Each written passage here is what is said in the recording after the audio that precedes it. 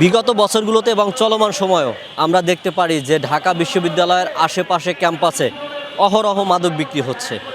তারপরে এটার বর্তমানে যে পরিবেশ বা পরিস্থিতি সেটি নিঃসন্দেহে প্রশ্নবিদ্ধ আমরা মনে করি। সেই জায়গাটা থেকে যেহেতু আপনি এই ঢাকা বিশ্ববিদ্যালয়ের একজন মেধাবী ছাত্র, আপনার বিষয় ভিত্তিকগুলো আসলে তুলে ধরার এই মুহূর্তে কি আছে বা বলার কি আছে এই বিষয়টা? আসলে বিষয় হচ্ছে গিয়ে বহিরাগতদের উৎপাত শুধু কয়েক মাস না কয়েক বছর ধরেই লক্ষ্য করা যাচ্ছে। আর এক্ষেত্রে আমাদের বিশ্ববিদ্যালয়ের প্রক্টরিয়াল টিম, বিশ্ববিদ্যালয়ের প্রশাসন আসলে নিয়ন্ত্রণে ব্যর্থ আমি বলবো। কারণ হচ্ছে গিয়ে বহিরাগতদের নিয়ন্ত্রণের ক্ষেত্রে যদি জিরো টলারেন্স নীতিটা যদি গ্রহণ করা হতো, আমি মনে করি যে অনেকাংশ অন্তত ঢাকা বিশ্ববিদ্যালয় এলাকাটা মাদকমুক্ত থাকতো বলে আমি মনে করি। কারণ আপনারা দেখেছেন যে পরপর কয়েকটা আলোচিত ঘটনা আমাদের ঢাকা বিশ্ববিদ্যালয়ের মধ্যে ঘটে গিয়েছে, যে মার্ডারের মতো ঘটনা সর্বোচ্চ যেটা এটাও ঘটে গিয়েছে। এবং গতকাল আমি নিজে সাক্ষী যে শহীদ মিনার এলাকায় আসলে মদ্যপ অবস্থায় দুটো ছেলে ছিল এবং তারা আমাদের দুজন বোনকে তারা উত্ত্যক্ত করে। এরপরে আসলে আমরা ব্যবস্থা নিয়ে আমরা জিজ্ঞাসাবাদ করি।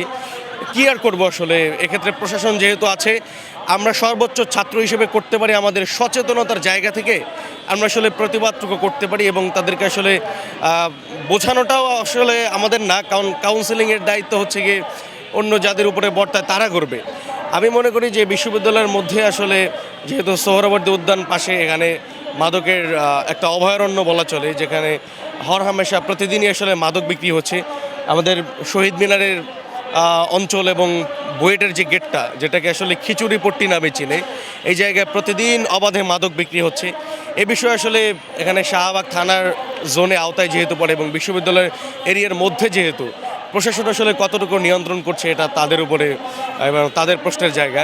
এবং শিক্ষার্থী হিসেবে আমরা আসলে ভীষণ লজ্জিত যে একটি মাদকমুক্ত বহিরাগত মুক্ত ক্যাম্পাস আমরা আসলে পেলাম না। আমরা শিক্ষার্থী হিসেবে তো আইন প্রয়োগ করতে পারি না, সর্বোচ্চ সচেতনতার জায়গা থেকে আমরা আসলে প্রতিবাদটুকু করতে পারি। সেই প্রেক্ষাপটটা থেকে আসলে যে প্রশ্নটা সেটা হচ্ছে যে আপনি এই বিশ্ববিদ্যালয়ে পড়ালেখা করেছেন, আপনি নিজেই আসলে এটা স্বীকার করছেন যে ব্যর্থতা বা দায় এই ঢাকা বিশ্ববিদ্যালয়ে তো শিক্ষার্থী গোটা বাংলাদেশে ছড়িয়ে আছে, যারা আলোর ইচ্ছা করলে বাতি জ্বালাতে পারে, ইচ্ছা করলে বাংলাদেশে বাতি নেভাতেও পারে। সেই জায়গাটা থেকে আপনি কি মনে করেন না যে বড় বড় প্রশাসনের কর্মকর্তাও কিন্তু এই ঢাকা বিশ্ববিদ্যালয়ের শিক্ষার্থী, তারা একসময় এখানে অধ্যয়ন করেছে তো বিভিন্ন জায়গা থেকে, কিন্তু তাদের নিজ এই বিশ্ববিদ্যালয়কে ধরে রাখার যে দায়িত্ব, সেই দায়িত্ব থেকে আসলে তারা ব্যর্থ কিনা এটা আপনি মনে করেন কিনা, এবং এখন পরবর্তীতে করণীয় কি আছে? আসলে প্রশাসনের ব্যর্থতা আছে এবং উচ্চ পদস্থ যারা আছে উপর মহল, আসলে বিশ্ববিদ্যালয়ের শান্তি শৃঙ্খলা রক্ষার ক্ষেত্রে আমাদের যে বিশ্ববিদ্যালয়ের প্রশাসন, এদেরও ব্যর্থতা রয়েছে। আবার আমাদের ডিক্রিজ অফ মোরালিটিস, নৈতিকতার অবক্ষয় একটা বিষয় রয়েছে। কারণ আমার যদি আসলে নৈতিকতা থাকতো, আমার মধ্যে যদি নীতি থাকতো, বিবেক বোধ থাকতো, তাহলে অন্তত আমি ওপেনে বা অবাধে আমি মাদকটা সেবনও করতাম না। ঠিক আছে, এটা আসলে নিজের নৈতিকতার বিষয় অনেকটা বর্তায়। এখন আপনার পরামর্শটা কি এই বিষয়টা নিয়ে? আমি আসলে বলতে চাই যে শুধু আইন দিয়ে নয়, প্রশাসন দিয়ে নয়, প্রত্যেকের স্ব অবস্থান থেকে মাদকের বিরুদ্ধে যদি প্রতিবাদ গড়ে তোলে, আমার মনে হয় অন্তত অনেকাংশে এই ঢাকা বিশ্ববিদ্যালয়ে বহিরাগত মুক্ত, মাদক মুক্ত একটি ক্যাম্পাস আসলে হিসেবে আমাদের সামনে রূপায়িত হবে বলে আমি মনে করি।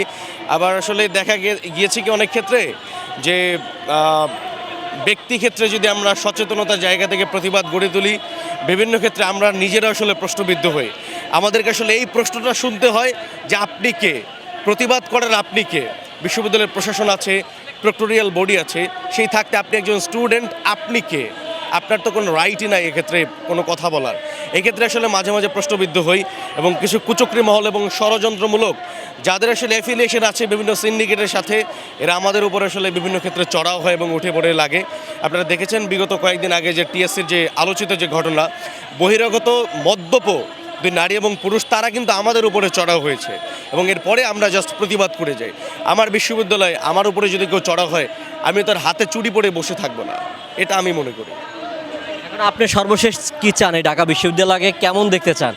আমরা তো অবশ্যই চাই যে শিক্ষার্থী বান্ধব, বহিরাগত মুক্ত, মাদক মুক্ত, সুষ্ঠু সুন্দর একটা ক্যাম্পাস চাই, যে ক্যাম্পাস আসলে আপনারা জানেন যে ঢাকা বিশ্ববিদ্যালয় দেশের ইতিহাসের ক্ষেত্রে ইতিহাসের প্রেক্ষাপটে কতটা গুরুত্বপূর্ণ। বাংলাদেশ রাষ্ট্রের জন্মদাতা বলা হয় ঢাকা বিশ্ববিদ্যালয়কে। যে কোনো যুগপৎ আন্দোলনের পথিকৃৎ হিসেবে, যে কোনো যুগপৎ আন্দোলনের আসলে নেতৃত্বের শীর্ষে কিন্তু আমাদের ঢাকা বিশ্ববিদ্যালয়। সুতরাং আমি চাই ঢাকা বিশ্ববিদ্যালয়ের যে একটা ঐতিহ্য আছে, একটা স্বাতন্ত্র্য আছে, একটা স্বকীয়তা আছে, এটা বজায় রেখে সবাই তার স্ব অবস্থান থেকে যে কোনো অন্যায়ের বিরুদ্ধে প্রতিবাদ গড়ে তোলে।